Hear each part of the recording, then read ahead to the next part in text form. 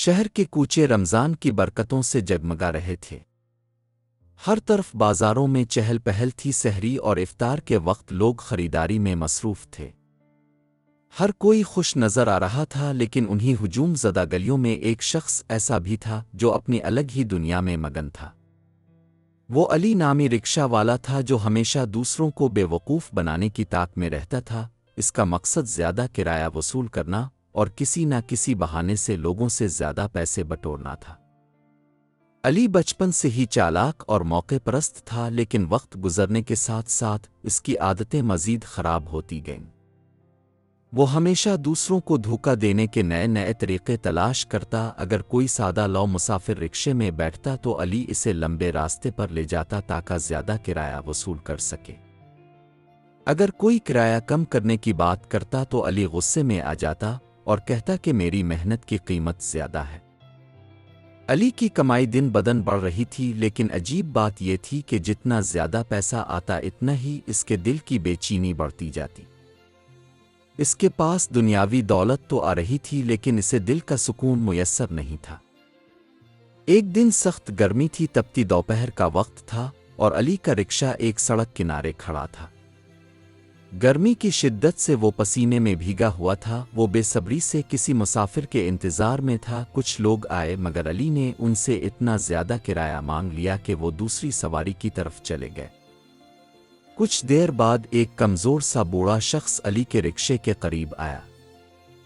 اس کے کپڑے پرانے لیکن صاف ستھرے تھے، اس کی آنکھوں میں ایک سکون اور چہرے پر ایک عجیب سی روشنی تھی۔ وہ آہستہ سے بولا، بیٹا مجھے مسجد کے قریب چھوڑ دو۔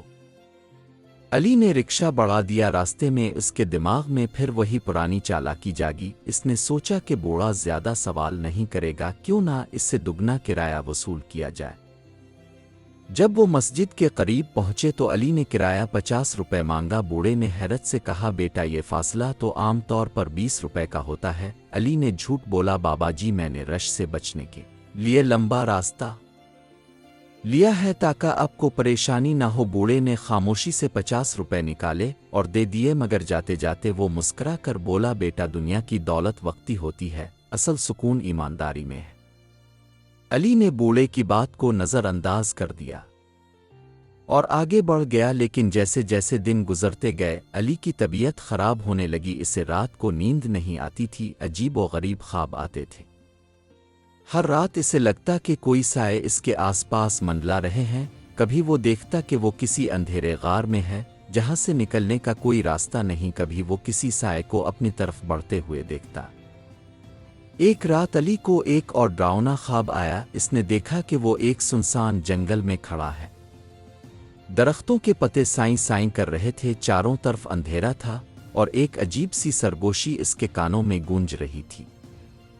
اچانک اس کے سامنے وہی بوڑھا شخص نمودار ہوا، مگر اس بار اس کا چہرہ نور سے چمک رہا تھا۔ بوڑھے نے نرمی سے کہا، بیٹا تم دھوکہ دے کر جو پیسہ کما رہے ہو وہ تمہارے کسی کام نہیں آئے گا۔ اگر تم اپنی زندگی میں تبدیلی نہیں لاؤ گے تو یہ لالچ تمہیں برباد کر دے گا۔ علی نے گھبرا کر کہا، میں کیا کروں بابا جی، مجھے راستہ دکھائیں۔ بوڑھے نے مسکرا کر کہا، ایمانداری اختیار کرو، اپنے کام کو عبادت سمجھ کر کرو اور دوسروں کے ساتھ ویسا سلوک کرو جیسا تم اپنے ساتھ چاہتے ہو۔ علی کی ناک کھل گئی، اس کا جسم پسینے سے بھیگا ہوا تھا اور دل زور زور سے دھڑک رہا تھا۔ اس نے اسی وقت فیصلہ کر لیا کہ اب وہ ایمانداری کے ساتھ زندگی گزارے گا۔ اگلی صبح جب وہ رکشہ لے کر نکلا تو وہ پہلے کی طرح چالاکی نہیں کر رہا تھا۔ اب وہ ہر مسافر سے مناسب کرایہ لیتا، کسی کو دھوکہ نہیں دیتا اور خندہ پیشانی سے پیش آتا۔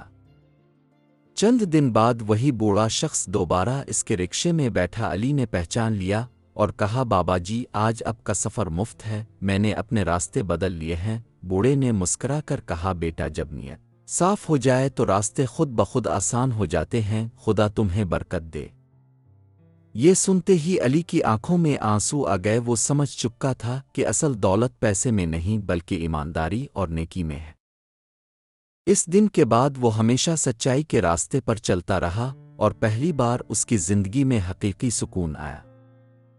اس کہانی سے ہمیں یہ سبق ملتا ہے کہ لالچ کا انجام کبھی اچھا نہیں ہوتا، دنیاوی دولت وقتی ہے لیکن ایمانداری اور نیکی وہ خزانے ہیں جو ہمیشہ انسان کے ساتھ رہتے ہیں اگر ہم اپنے کام کو عبادت سمجھ کر کریں اور دوسروں کو دھوکہ دینے کے بجائے ان کی مدد کریں تو ہماری زندگی میں بھی خوشیاں اور سکون آ سکتا ہے۔